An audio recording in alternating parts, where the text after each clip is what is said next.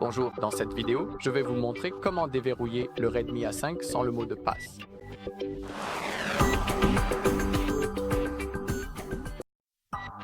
D'accord. En gros, il existe deux méthodes que vous pouvez utiliser vous-même et je vais vous montrer les deux. Mais pour commencer, je vous demanderai de n'essayer de déverrouiller que votre propre téléphone. Dans le cas contraire, si c'est celui de quelqu'un d'autre, cela pourrait être considéré comme un délit et ce n'est pas non plus éthique. Gardez donc cela à l'esprit. Très bien.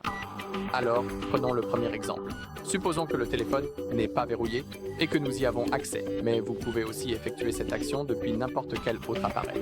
Donc pas d'inquiétude. Nous devons donc ouvrir Google, cliquer sur Continuer et maintenant il faut taper Find My Device, tout simplement. Accédez à cette page, cliquez sur Se connecter. Sélectionnez maintenant votre téléphone. Le Redmi A5, d'accord, c'est ce téléphone. Et maintenant, cliquez sur Réinitialiser l'appareil aux paramètres d'usine. Assurez-vous de vous connecter avec le même compte Google que celui utilisé sur le téléphone. Sinon, vous ne pourrez rien faire. D'accord. Et si vous êtes maintenant sur cet écran, il y a 3 conditions à garder à l'esprit. Toutes les données seront définitivement effacées de notre téléphone. Après la réinitialisation, la localisation de l'appareil ne sera plus disponible pour localiser mon appareil.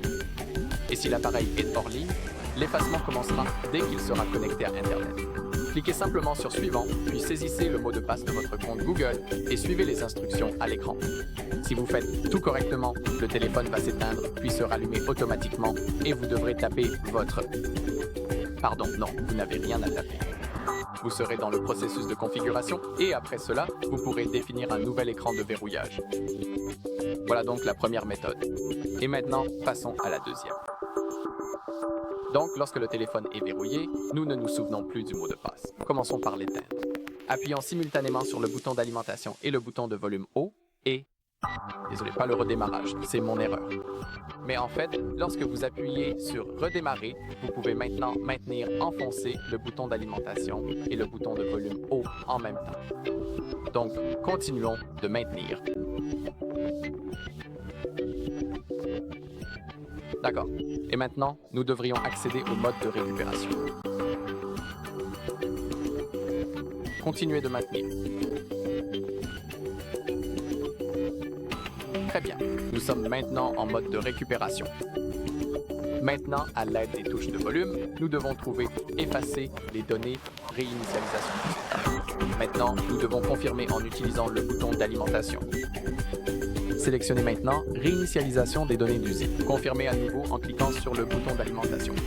Vous pouvez maintenant voir sur l'écran que l'effacement des données a été terminé.